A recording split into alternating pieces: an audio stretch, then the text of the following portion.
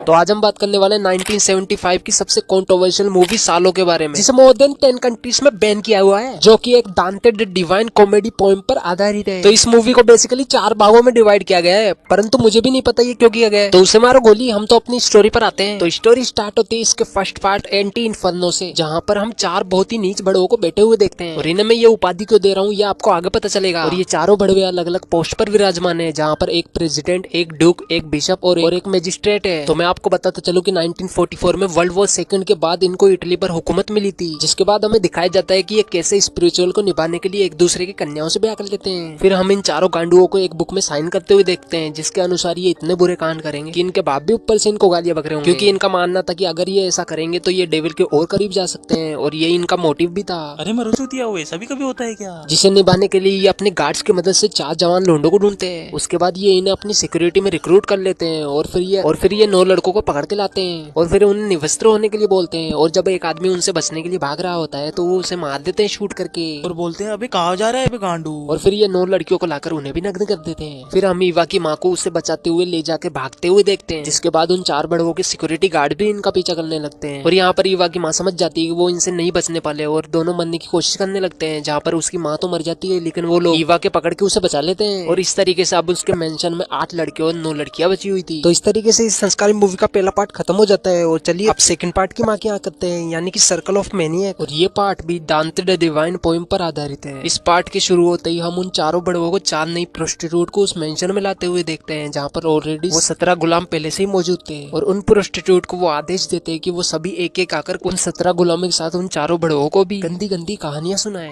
ताकि इन कहानियों को सुनकर वो गुलाम आपस में मास्टरबेट करने लगे। और फिर हमें पता चलता है कि ये चारों बेटचोद खुद तो कानून नहीं मानते, और ये इन 17 गुलामों के लिए कानून बना रखे हैं, जिसके अकॉर्डिंग कोई भी गुलाम अपने जैसे लिंग या विपरीत लिंग के साथ कुलगुलू नहीं कर सकता। और इस दौरान इन सभी गुलामों को नेकेड ही रहना पड़ेगा, और ना ही ये भगवान का नाम ले सकते हैं, ना ही कुछ गलती कर सकते हैं। और फिर प्रोस्टिट्यूट अपने जीवन के सारे कस्टमरों के बारे में इनको बताने लगती है, जिससे गुलामों को भलाई घंटा फर्क न पड़ा हो, लेकिन वो चारों बड़े उत्तेजना से भर जाते हैं, और किसी भी मेल या फीमेल गुलाम को समय समय पर खुराक देने के लिए कमरे में भी ले जाते हैं। और फिर इस प्रोस्टिट्यूट की कहानी से मोटिवेट होकर वो मजिस्ट्रेट एक लड़की को मास्टरबेशन करने के लिए बोलता है। और क्योंकि वो लड़की बहुत ही ज्यादा छोटी होती है तो उसे पता ही नहीं होता कि मास्टरबेशन होता क्या है, और मनी मन उसे डॉग बोलने लगती है। और इन सब से तंग आकर वो किसी तरीके से वहां से निकलकर भागने लगती है। फिर मजिस्ट्रेट के साथ साथ कुछ गार्ड्स भी उसका पीछा करने लगते हैं, और गार्ड्स आगे जाके उसे पकड़ भी लेते हैं। और अब वो उसके साथ क्या करेंगे ये हमें आगे पता चलेगा। फिर हम सभी को एक रूम में खाना खाते हुए देखते हैं। फिर एक गार्ड एक लड़की को नीचे पड़ी हुई रिंग उठाने के लिए बोलता है, और इसी बात का फायदा उठाकर वो अपना सामान उसकी तिजोरी में रख देता है। और इस प्रक्रिया को देखकर पता नहीं उस बड़े को क्या ही चुल मस्ती है कि वो अपने दोनों सेव ले जाकर उस आदमी को दे देता है, और बोलता है इसे भी काटो। यानी कि समझ रहे हो ना, ये ऐसे वैसी दरिंदे जिनको कोई भी चलेगा, भले वो मेल हो या फीमेल हो। इसके बाद वो चारों प्रोस्टिट्यूट उन चारों बड़वों से कहती है कि इन्हें मास्टरबेट करने की प्रक्रिया हमें सिखानी ही होगी, क्योंकि हम तो पैदाइशी टीचर हैं। और फिर वो एक डमी लेकर आकर फीमेल गुलामों को उनका हिलाने के लिए बोलती है। और फिर हम उसी लड़की को देखते हैं जिसे मजिस्ट्रेट ने मास्टरबेट करने के लिए बोला था, और उसके भाग जाने के बाद गार्ड्स ने उसे पकड़ लिया था।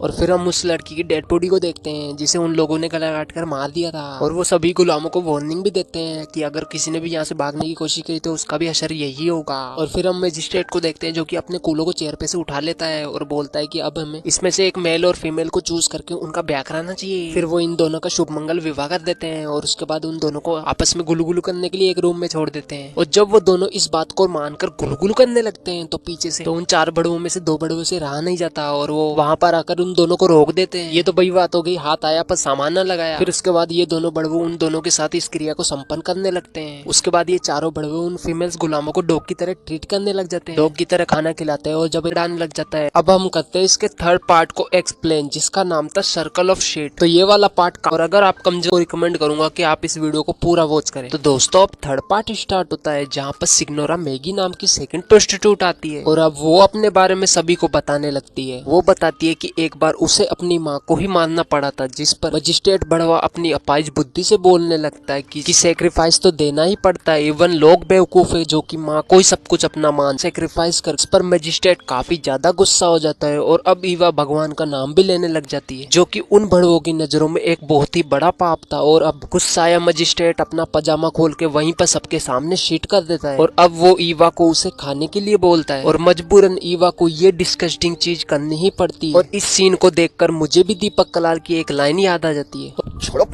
और फिर फिर ये चारों बड़वे रोजाना ही गुलामों को यही चीज खाने को देने लगे और खुद भी खाने लगे। इवन नाश्ते में भी उन्हें यही सब दिया जाने लगा और जो इसे नहीं खाता उसका नाम एक रजिस्टर में लिखा जाता ताकि लास्ट में उसे सबसे दर्दनाक मौत दी जा सके। और यहाँ पर मैं आपको एक्सप्लेन नहीं कर सकता कि ये कितना ज्यादा डिस्कस्टिंग था, जहाँ पर इन चारों बड़वे के दिमाग में भेजा ही नहीं था। और इस तरीके से अब रोजाना ये यही परोसेंगे और इन्हीं को खाएंगे। और इस तरीके से अब ये सेकंड प्रोस्टिट्यूट की बात से इंस्पायर्ड होकर कभी किसी को पेलते या फिर कभी किसी से अपने ऊपर पीस करने के लिए बोलते। और एक रात ये चारों डिक्टेटर अपने सभी गुलामों की बेक देखने लगते, जहाँ पर इनका प्लान ये था कि जिसकी बेक सबसे ज्यादा अट्रैक्टिव हुई उसको ये मार देंगे। जहाँ पर इन्हें एक लड़के की बेक पसंद आ जाती है और ये जब उसको शूट करने के लिए गन चलाते हैं तो उसमें गोलियां ही नहीं होती, जिस पर डिक्टेटर उस गुलाम को बोलता है कि हम तुम्हें इससे भी भयानक मौत देने वाले हैं। इसके बाद वो चारों बड़वे चूतियापंती का प्रदर्शन करते हुए अपने गार्ड्स या फिर गुलामों से मैरिज कर लेते हैं। और फिर एक गुलाम एक डिक्टेटर को बताता है कि इस मेंशन में तुम्हारे रूल्स को तोड़ा जा रहा है, जिस पर वो डिक्टेटर जाके दो लड़कियों को साथ में सोते हुए देख लेता है। और इन बड़वों के रूल्स के अकॉर्डिंग कोई गुलाम साथ में नहीं सो सकते थे, जिस पर वो डिक्टेटर उन पे गन पॉइंट कर देता है, जिस पर वो लड़कियां उन्हें बताती है कि एक गुलाम और भी है जो कि एक नौकरानी के साथ सोता है। और वहां जाकर चारों डिक्टेटर उसे पकड़ लेते हैं। फिर वो चारों शूट करके उस गुलाम को भी मार देते हैं और उस नौकरानी को भी। और अब वो चारों बड़वे बचे हुए सभी गुलामों को एक शिट से भरे हुए टब में बिठा देते हैं। और यहीं पर ये थर्ड पार्ट भी खत्म हो जाता है। अब हम एक्सप्लेन करेंगे इसके फोर्थ पार्ट को, जो कि है सर्कल ऑफ ब्लड, जहाँ पर हम उन चारों डिक्टेटरों में से एक डिक्टेटर को चेयर पर बैठे हुए देखते हैं और वो अपनी दूरबीन से खिड़की के बाहर बाकी बचे हुए 3 डिक्टेटरों को गुलामों को टॉर्चर करते हुए देखता है। और इन डिक्टेटर्स ने जो 4 गार्ड अपॉइंट किए थे उनमें से 2 गार्ड हमेशा उस चेयर पर बैठे हुए डिक्टेटर को प्रोटेक्ट करने के लिए और बाकी 2 बचे गार्ड उन बाहर वाले तीनों डिक्टेटरों के साथ उन गुलामों को टॉर्चर करेंगे। फिर फर्स्ट डिक्टेटर की बारी खत्म हो जाने के बाद सेकंड डिक्टेटर उस चेयर पर आके बैठता है और बाकी 3 गुलामों को टॉर्चर करने लगते हैं, जहाँ पर वो डिक्टेटर्स मेल के पेनिस को काट देते हैं, फीमेल्स के ब्रेस्ट को काट देते हैं, किसी की आंख निकाल देते हैं और किसी की जबान काट देते हैं। ऐसा करते करते अब लास्ट डिक्टेटर आकर चेयर पर बैठता है और अब वो तीनों डिक्टेटर्स जो कि मैदान में थे एक एक करके सभी गुलामों को मार देते और अपना चूतिया पर भरा डांस करने लगते। और फिर हम 2 गार्ड्स जो कि मेंशन के अंदर थे उनको डांस करते हुए देखते हैं और हमारी स्टोरी यहीं पर एंड हो जाती है। आज की इस वीडियो में बस इतना ही दिखा सकता हूँ और इस वक्त अपने लटकते हुए तीसरे पाँव से इस वीडियो को लाइक भी कर दीजिए और मुझे आगे दीजिए, क्योंकि इस स्टोरी को सुनाते सुनाते मैं भी अभिलाने की अवस्था में आ चुका हूँ और इस प्रक्रिया को दोहराने के लिए मुझे बाथरूम में जाना ही पड़ेगा। मेरे को जाना पड़ेगा।